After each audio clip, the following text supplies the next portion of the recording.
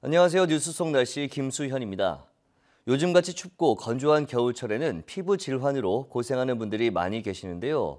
가려움을 동반한 피부 건조는 물론 목숨까지 위협할 수 있는 한랭 두드러기도 기승을 부려서 주의가 필요합니다. 오늘은 두드러기, 그중에서도 한랭 두드러기에 대한 이야기 나눠보도록 하겠습니다. 스튜디오에 한의사 이진혁 원장님 나오셨습니다. 안녕하세요. 네, 안녕하세요. 네, 자 먼저 이 한랭 두드러기가 뭔지 모르는 분들 많거든요. 설명 좀 부탁드리겠습니다. 네.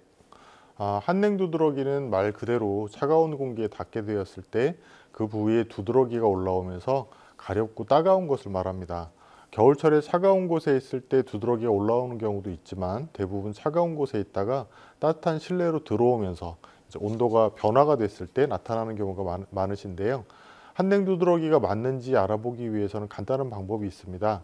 얼음이나 냉수를 이용해서 피부를 자극을 해보는 건데요. 얼음 조각을 팔에 올려두고 3분에서 5분 정도 있다가 얼음을 치우고 체온이 정상으로 돌아오는 동안 10분 이내에 두드러기 올라오는지 살펴보시는 겁니다. 만약 얼음으로 시험했을 때 확실하지 않으시다면 차가운 물에 팔을 5분에서 한 15분 정도 담그는 검사를 하게 되는데요. 이 검사를 하고 두드러기가 올라오신다면 그때는 한냉 두드러기라고 할 수 있습니다. 네, 이 한랭 두드러기의 원인 그리고 증상은 어떤가요? 한냉 두드러기는 사실 한 가지가 아니고 세 가지 정도로 나눠볼 수가 있는데요. 후천성으로 나타나는 경우와 다른 병으로 인해서 한냉 두드러기가 나타나는 경우, 그리고 선천적으로 나타나는 경우로 나눌 수 있습니다. 세 가지 모두 면역기 이상에서 나타나게 되는 추위의 과민 반응인데요. 원인에는 서로 살짝 차이가 있습니다.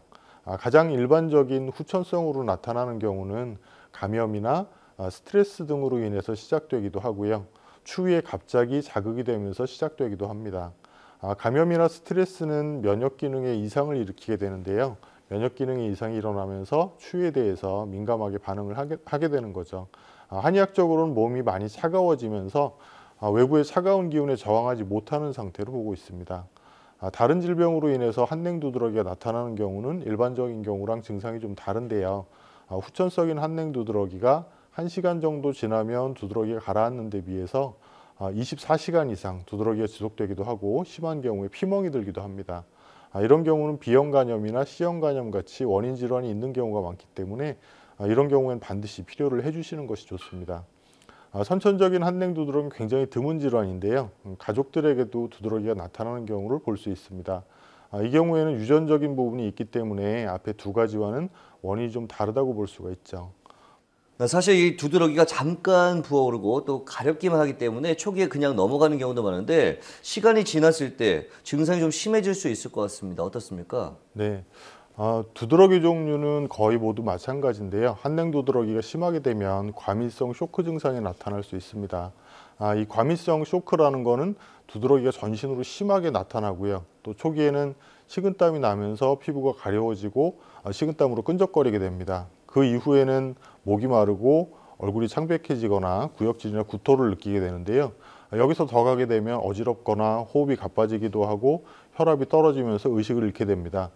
이 의식을 잃은 상황이 조금 더 가면 생명을 잃을 수도 있기 때문에 초기에 증상이 나타났을 때 빨리 응급처치를 받으셔야 됩니다. 이런 증상이 나타나는 경우는 되게 갑자기 전신이 차가운 온도에 노출되었을 때인데요. 한냉 두드러기가 있으신 분이라면 갑자기 냉탕에 들어가시거나 추운 날씨에 수영장에 가시는 것은 과민성 쇼크를 일으킬 수 있기 때문에 각별히 조심하셔야 됩니다. 또 과민성 쇼크까지는 가지 않더라도요. 맥관부종이라고 하는 증상이 나타나도 문제가 굉장히 커질 수 있는데요. 맥관부종은 두드러기보다 깊은 곳에서부터 부어오르기 시작하는 것이죠. 가려움증은 두드러기보다 좀 덜하지만 부어오르는 팽진이라고 하는 증상이 훨씬 심하게 나타납니다. 주로 입술이나 얼굴, 눈 주변이 심하게 붓는 경우가 많고요. 맥관부종이 기도에 나타났을 때는 기도가 막히면서 호흡이 곤란하게 돼서 숨을 쉬지 못해서 생명이 위독한 경우까지 갈 수가 있습니다. 한냉 두드러기가 얼굴 쪽으로 자꾸 나타나신다면 맥관부종이 나타날 가능성이 크기 때문에 평소에 주의를 하시는 것이 좋습니다. 네, 한랭 두드러기 이외에도 두드러기 종류가 많은 걸로 알고 있는데 정확한 진단을 위해서 좀 구분을 해야 할 질환 어떤 것들이 있을까요? 네. 한냉 두드러기처럼 온도에 반응하는 두드러기로 콜린성 두드러기라고 하는 것이 있습니다. 콜린성 두드러기는 한냉 두드러기가 차가울 때 나타나는 것과 반대로 몸의 온도가 높아졌을 때 나타나는 건데요. 겨울철의 경우에는 차가운 외부에 있다가 갑자기 따뜻한 곳에 들어갔을 때 콜린성 두드러기가 나타나는 경우도 있기 때문에 구별이 안 될 때가 있습니다. 이런 경우에는 앞에 말씀드린 찬물이나 얼음을 피부에 대고 있다가 두드러기가 나타나는지 확인하시게 되면 구별을 하실 수 있을 것 같네요. 콜린성 두드러기는 몸의 심부 체온, 그러니까 깊은 곳의 체온이 1도 이상 높아질 때 나타나시기 때문에 과격한 운동이나 반신욕, 사우나, 그리고 스트레스 같이 몸의 체온을 높이는 행동을 피하시는 것이 좋습니다. 두드러기처럼 부풀어 오르는 질환으로는 피부 묘기증도 생각할 수가 있는데요. 피부 묘기증은 피부에 자극을 가하게 되면 그 부위가 두드러기처럼 부풀어 오르는 것을 말합니다. 심할 경우에는 피부에 이제 손톱으로 글씨를 쓰시면 그 글씨 모양대로 부풀어 오를 정도로 심하게 나타나시는 분도 계시고요. 피부 묘기증은 피부에 자극을 하지 않은 상태에서 나타나지 않기 때문에 추위에 반응하는 한냉 두드러기와는 조금 다르게 나타납니다. 또 일반적으로 흔히 두드러기라고 하는 것은 대개 음식에서 시작되는 경우가 많은데요. 특정한 음식과 상관없이 6주 이상 지속되는 두드러기를 만성, 특발성 두드러기라고 합니다. 이것은 특정 음식에서 문제가 생기는 것이 아니고 정확한 원인 없이 나타나는 두드러기고요.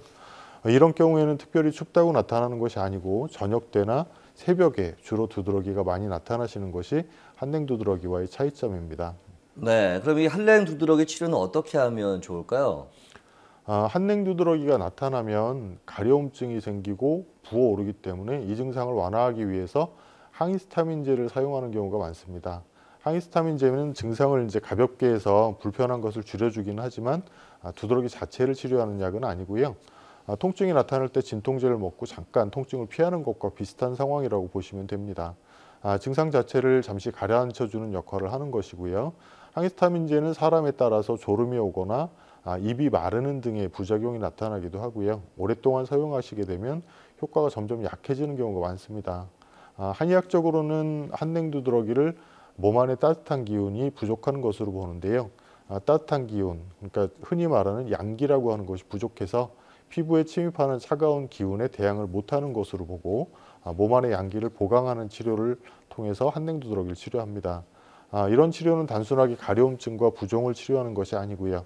한냉 두드러기 자체가 완전히 없어질 수 있도록 몸 상태를 조절해 주는 역할을 합니다. 평소에 몸을 따뜻하게 해주시는 생강이나 계피 같은 것을 차로 이용하시는 것도 도움이 되는데요. 이 생강과 계피 두 가지를 이용한 수정과를 만들어서 겨울철 음료수로 이용하신다면 이것도 한냉 두드러기를 줄이는 데 도움이 될 수 있습니다. 네, 한랭 두드러기를 비롯한 이 한랭 질환을 예방하기 위한 어떤 생활 습관 같은 것들이 있을 것 같습니다. 어떤 것들이 있을까요? 네, 한냉 질환들은 일단 피부에 그 차가운 기운이 닿아서 생기는 것이기 때문에 피부가 차가운 기운에 노출되지 않도록 하시는 것이 가장 좋은 예방법이 되겠죠. 옷을 따뜻하게 입으시고 혈액순환이 좋지 않은 손발을 보호하기 위해서 양말과 장갑에 신경을 써주시는 것이 좋고요. 실내에서도 너무 건조한 경우에는 한냉 두드러기를 악화시킬 수 있고 쉽게 일어나게 할 수 있습니다. 실제로 한냉 두드러기가 건조하고 차가운 비행기 안에서 시작되는 경우가 많이 있었거든요. 그래서 실내 습도 조절에도 신경을 써주시면 훨씬 도움이 되실 것 같네요. 또 몸을 따뜻하게 유지해 줄 수 있는 따뜻한 성질을 가진 음식을 드시는 것도 도움이 될 텐데요. 앞에서 말씀드린 생강이나 계피차와 함께 살짝 매운맛이 있는 마늘이나 양파, 고추 등의 음식도 몸을 따뜻하게 하기 때문에 겨울철에는 평소보다 살짝 매콤하게 음식을 드시는 것도 도움이 됩니다. 네, 그렇군요. 오늘 말씀 고맙습니다. 네, 감사합니다. 두드러기는 주변에서 흔히 볼 수 있는 질환이라고 가볍게 여겨서는 절대 안 됩니다. 증상이 나타났을 경우 적극적인 치료와 생활 습관 개선을 통해서 재발을 방지하는 것이 무엇보다 중요하겠습니다. 뉴스 속 날씨 오늘 준비한 소식은 여기까지입니다. 시청해주신 여러분 고맙습니다.